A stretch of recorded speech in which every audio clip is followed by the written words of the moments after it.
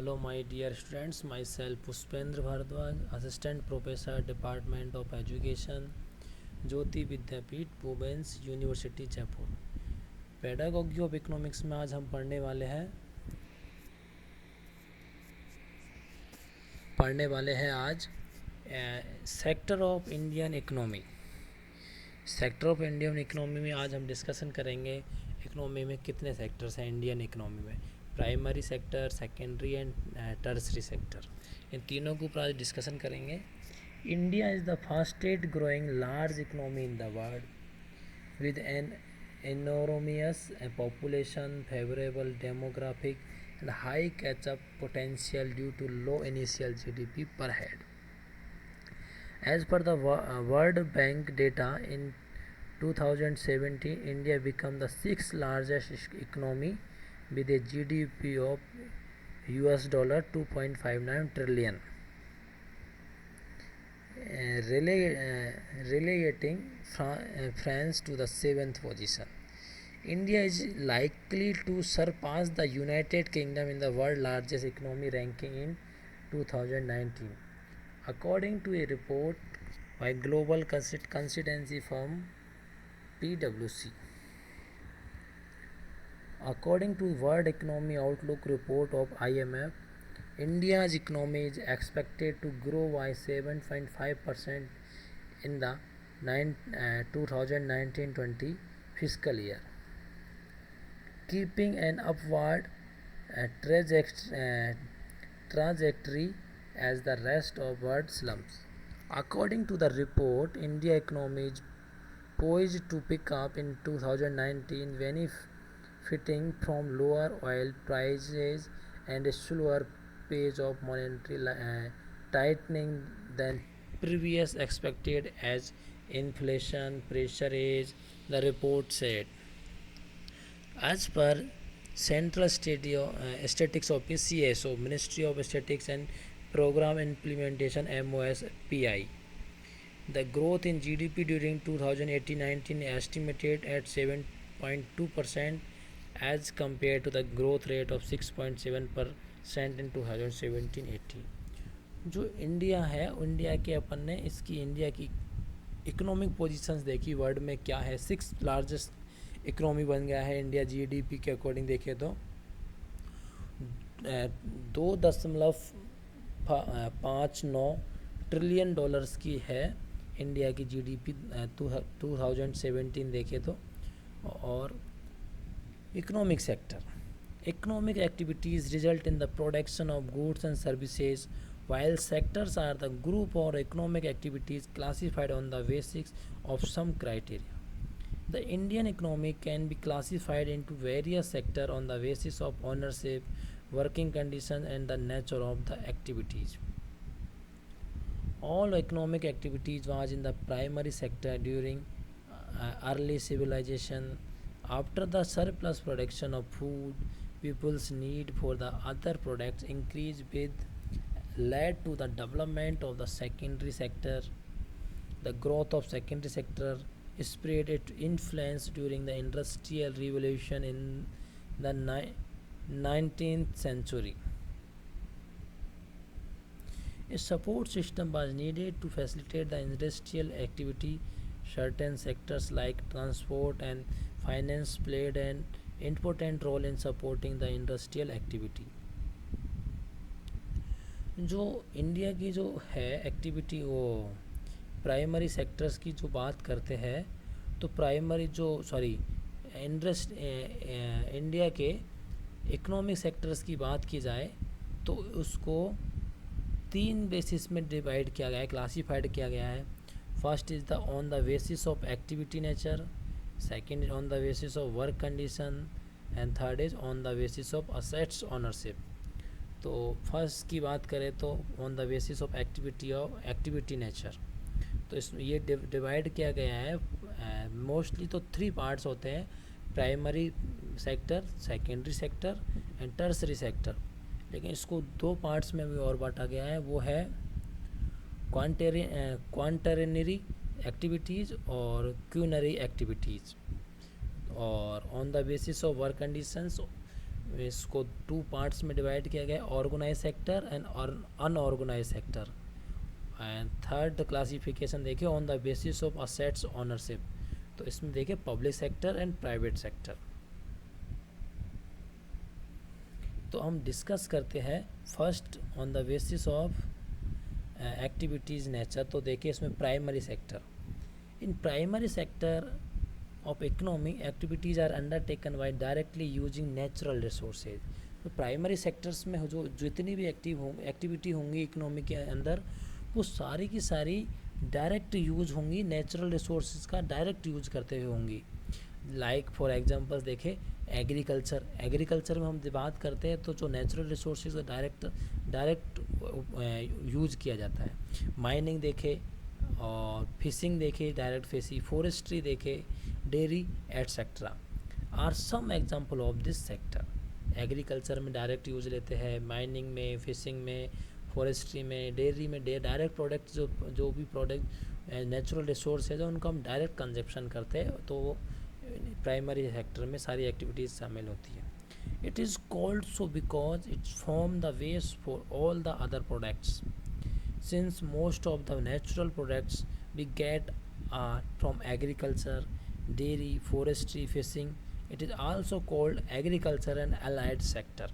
Primary sector को अपन agriculture sector भी कह सकते हैं, क्योंकि जितने भी चीज़ें जो जितने भी नेचुरल रिसोर्स होते हैं वो ऑलमोस्ट एग्रीकल्चर से, माइनिंग से, डेयरी से, फॉरेस्ट्री से, ये सारी चीज़ें से प्रोडक्ट यूज़ में यूज होते हैं, प्रोडक्शन होता है, तो वो इसलिए एग्रीकल्चर का ही मोस्ट इम्पोर्टेंट रोल होता है इनमें। तो इसलिए इस सेक्टर को, प्राइमरी सेक्टर को हम एग्रीकल्चर सेक्टर और अलाइड सेक्टर भी कह सकते हैं। People engage in primary activities are called red collar workers due to the outdoor nature of their work। जो प्राइमरी सेक्टर में जो लोग वर्क करते हैं उन्हें हम रेड कॉलर वर्कर्स कहते हैं। आपने वाइट कॉलर जॉब सुनी होगी, वाइट कॉलर जैसे ऑफिस में काम करने वाले होए, वकील्स होए, सीए होए, प्रोफेशनल्स लोग होते हैं, उन्हें वाइट कॉलर वर्कर्स कहते हैं या वाइट कॉलर जॉब कहते हैं। तो वाइट कॉलर जॉब तो सुना होगा सबने ऑलमोस्ट, लेकिन जो रेड कॉलर वर्कर्स होते हैं वो प्राइमरी सेक्टर में जो काम करने वाले वर्कर्स होते हैं उन्हें रेड कॉलर वर्कर्स कहते हैं। Now next sector is secondary sector. It's include the industries where finished product are made from natural materials product produced in the primary sector।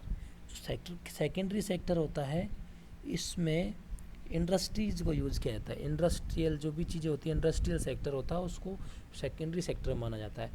और ऐसा सेक्टर जो प्राइमरी जो सेक्टर है वो एग्रीकल्चर सेक्टर, उसके द्वारा जो नेचुरल रिसोर्सेज है, नेचुरल मटेरियल है, उसको नेचुरल मटेरियल प्रोडक्ट्स है जो भी प्रोड्यूस हो रहे हैं प्राइमरी सेक्टर में, उनका यूटिलाइजेशन फिनिश गुड बनाने में किया जाता है, तो उसे सेकेंडरी सेक्टर कहते हैं।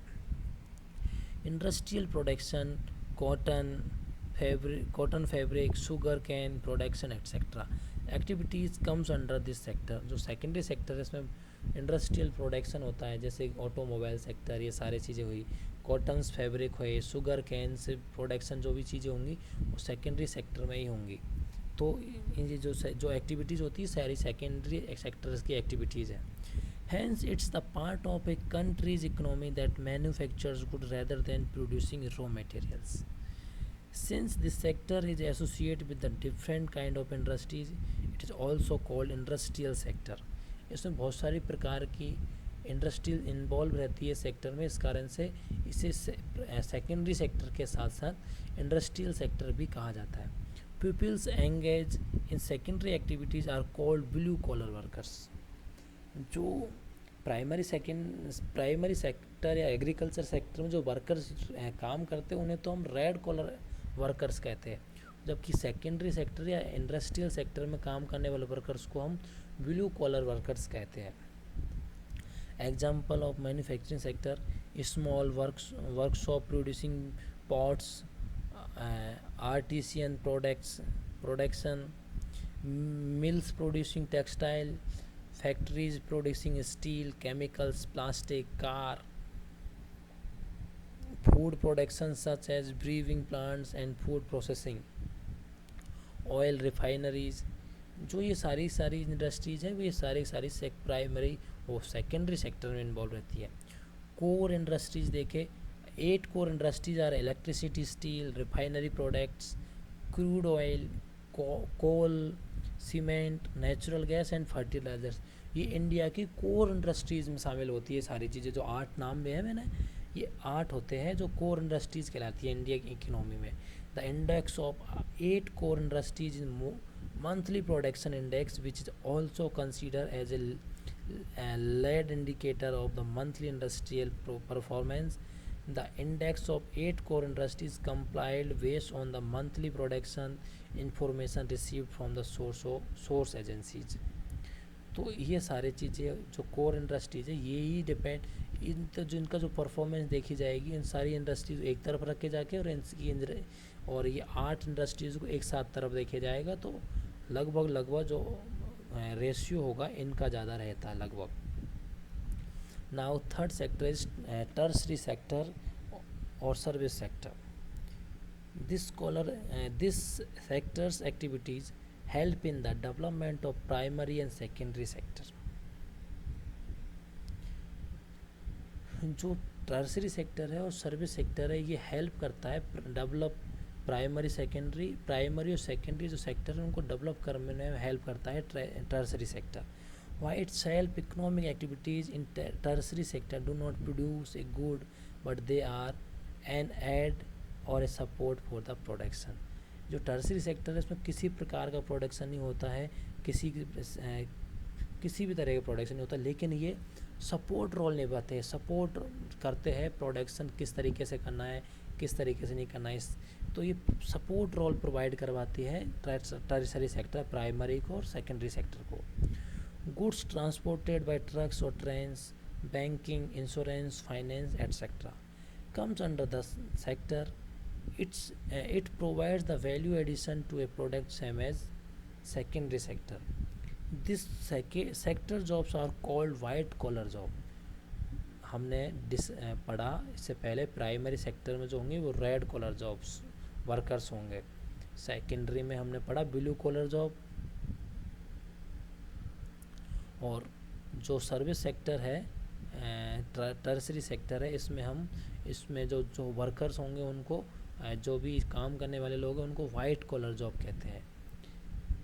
अब आती है एक और चीज़ है पिंक कॉलर वर्कर्स. देखो पिंक कॉलर वर्कर्स नया, ये जो पिंक कॉलर वर्कर्स है ये इसका नया कंसेप्ट आया है. वाइट कॉलर है, ब्लू कॉलर है एंड रेड कॉलर, ये तो primary secondary and tertiary sector में हो गए, लेकिन पिंक कॉलर वर्कर्स है वो एक नया वो आया है कंसेप्ट आया है. Pink collar workers is one who is employed in a job that is traditionally considered to be women's work. The term pink collar workers were used to distinguish female oriented job from the blue collar workers, a worker in manual labor, and the white collar worker, a professional or educated worker in the office position. A pink collar worker need to require as such professional training as white collar professions. They do not get equal pay or a pink collar worker is usually a woman. Men rarely work in pink collar job. Some examples of pink collar occupations are babysitter, florist, day care worker, nurses, etc. जो pink collar workers है इसमें अधिकतर women's ही इनका involvement ज़्यादा रहता है. Women's ही workers होते हैं ऑलमोस्ट, जैसे बेबी सिटर्स हुए, फ्लोरिस्ट हुए, डे केयर वर्कर्स होते हैं, ये सारे पिंक कॉलर जॉब में आते हैं. Lately the pink collar worker is educated और trained. Pink collar workers are educated through training, seminars और classes, and they have to continue to strive for advancement in their careers. Today women have more opportunity in traditional male white collar job and men worker in traditional female pink collar job.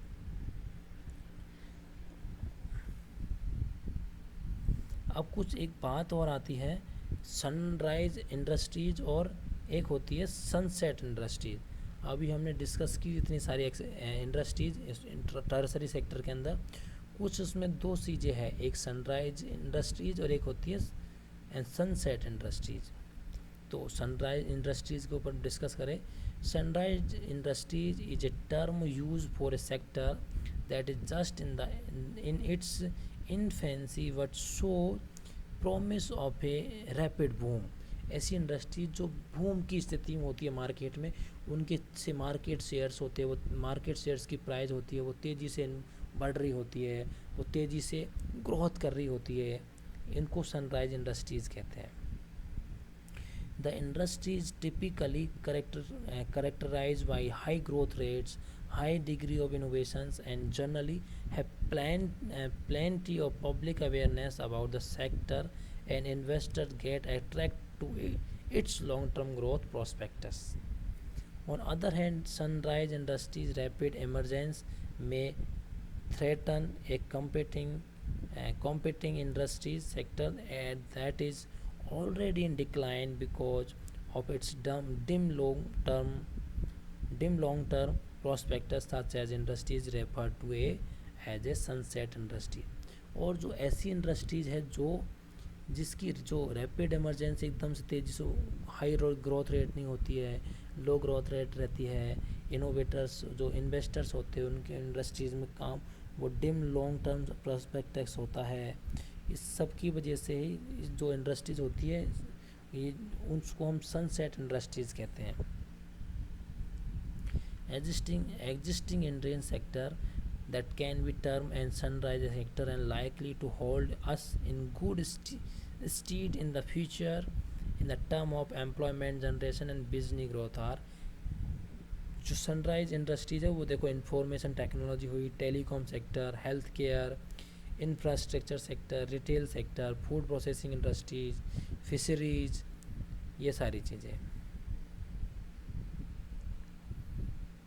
Now next जो है अपन ने तीन तो ये main पढ़े थे, दो और पढ़े थे इसमें। जो एक्टिविटीज़ मैंने आप लोगों को जो क्लासिफिकेशन, तीन classification on the basis of activity nature, तो इसमें तीन पढ़ लिया हमने, प्राइमरी, सेकेंडरी, टर्सरी। अब पढ़ने वाले हम quaternary activities and quinary activities. तो अब पढ़ने वाले हम जो क्वार्टरनरी एक्टिविटीज़ है उसके ऊपर डिस्कशन करेंगे। तीन पढ़ चुके, दो और है अभी। These are specialised tertiary activities in the knowledge sector which demand a separate classification. The quaternary sector is in the intellectual aspects of the economy। जो इकोनॉमी का इंटेलेक्चुअल जो बौद्धिक वो होती है अवधारणा है वो क्वार्टरनरी सेक्टर्स में इन्वॉल्व रहती है। It is the process which enables entrepreneurs to innovate and improve the quality of service offered in the economy। Personal working office building, elementary school and university classroom, hospitals and doctors office, theaters, accounting and brokerage firms belong to this category of services। Like other tertiary function, quaternary activities can also be outsourced। Now is quaternary activities. The quaternary activity is the part of the economy where the top level decisions are made. This includes the government which passes regulations. It's also comprise the top decision makers, industries, commerce and also the educator sector। जो quinary activities होती है जैसे CEO level, MD है, इनके जो level की जो industries है टॉप लेवल के डिसीजन लिए जाते हैं, उस जो भी एक्टिविटीज़ है उन्हें क्यूनरी एक्टिविटीज़ में इन्वॉल्व किया जाता है। These are services that focus on the creation, rearrangement and interpretation of new and existing ideas, data interpretation and the use and evaluation of new technology। Professional under this category often referred a gold collar professions। जो quinary जो activities है, quinary sectors है, उसमें जो भी लोग काम करने वाले रहेंगे जो भी है वो गोल्ड कॉलर प्रोफेशनल्स होते हैं। तो ये तो हमने डिस्कस किया नेचर एक्टिविटीज़ के ऊपर। अब नेचर वाइज जो क्लासिफिकेशन था नेचर एक्टिविटीज़ एक्टिविटी नेचर के ऊपर, उसके ये क्लासिफिकेशन था। On the basis of work conditions का क्लासिफिकेशन देखते हैं, organise sector and unorganise sector. तो ऑर्गेनाइज सेक्टर देखते हैं और एक अनऑर्गेनाइज सेक्टर है। तो ऑर्गेनाइज सेक्टर की डिसाइड बात करते हैं। In this sector employment terms are fix and regular and the employ get assured work and social security. Organise sector में जो एम्प्लॉय काम करने वाले हैं फिक्स एंड रेगुलर रहते हैं, एम्प्लॉयों के लिए एश्योर्ड वर्क रहता है, सोशल सिक्योरिटी रहती है, तो वो ऑर्गेनाइज सेक्टर होता है। It can also be defined as a sector which is registered with the government and a number of acts apply to the enterprises. ऐसा कोई सेक्टर जो भी कोई इंटरप्राइजेज जो गवर्नमेंट के अंदर में रजिस्टर है वो ऑर्गेनाइज सेक्टर कहा जाता है उसे। Schools and hospitals are covered under this organise sector. जो हॉस्पिटल्स है, स्कूल्स है जो रजिस्टर गवर्नमेंट के अंदर, वो सारे ऑर्गेनाइज सेक्टर्स में होते हैं। Workers in the organise sector enjoy security of employment. There are expected to work only fixed number of hours, and if they work more they have to be paid overtime by the employer। Organise sector में जो भी nurses है, teachers है, ये जो भी workers होंगे काम करते हैं, तो उन्हें fix allot number of hours होंगे कि इतना आवर्स काम करना है। अगर उस काम से ज़्यादा काम करेंगे तो उन्हें ओवर टाइम का पेमेंट मिलेगा, एक्स्ट्रा पेड मिलेगा। एक है unorganise sector. An unorganized worker is a home-based worker or self-employed worker or wage worker in the unorganized sector, and includes a worker in the organized sector who is not covered by any of act uh, pertaining to welfare scheme and mentioned in Schedule 2nd of Unorganized Worker Social Security Act 2008। In this sector, wage paid labor is largely unionized due to casual and seasonal nature of employment and sector location of enterprises। Unorganise sectors होगा, उसमें employees को कोई payment fix payment नहीं होगा, कोई उनकी hours fix नहीं होंगे, कितना भी काम किया जा सकता है। इस तरीके से जो सेक्टर्स होते हैं वो उसमें इन्वॉल्व रहते हैं। अब बात करते हैं हम दूसरे सेक्टर तीसरे क्लासिफिकेशन की, on the basis of assets ownership. तो असेट्स ओनरशिप की बात करें तो उसमें उस सेक्टर को, इसमें असेट्स ओनरशिप के बेसिस पे एक इंडियन इकोनॉमिक सेक्टर को दो सेक्टर में बटा है, एक पब्लिक सेक्टर और एक प्राइवेट सेक्टर। अब देखो पब्लिक सेक्टर में क्या है और प्राइवेट सेक्टर में क्या है। तो in the public sector, in the sector government own most of the assets and it is a part of the economic concerned with providing various governmental services। The purpose of the public sector is not just to earn profit. Governments raise money through taxes and others way to meet expenses on the services and rendered by it।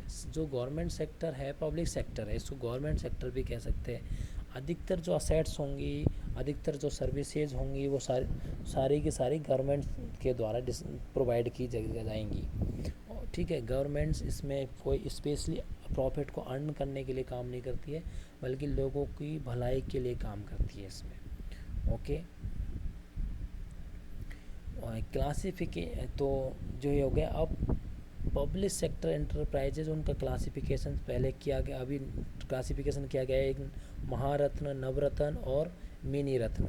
ये presently there are 7 Maharatna companies, 16 Navratna and 71 mini Ratna central public sector enterprises है। महारत्न में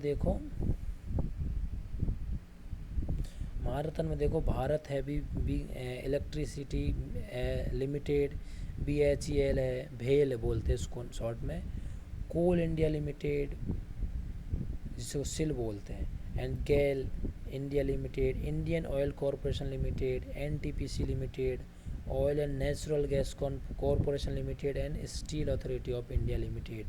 तो ये 7 company है, इन्हें महारत्न की संज्ञा दी गई है, इनको। ठीक है,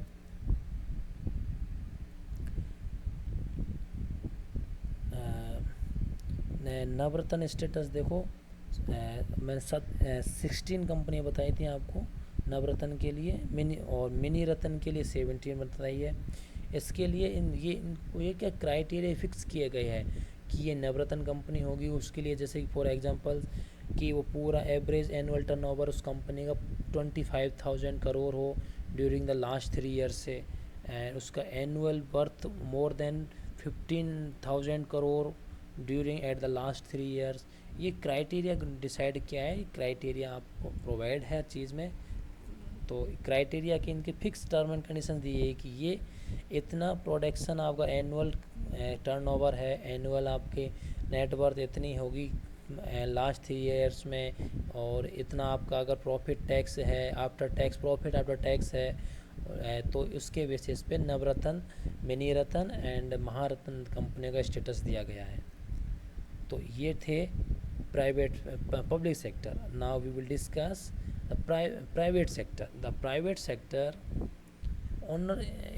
ownership of assets and delivery of services in the hands of private individual और companies।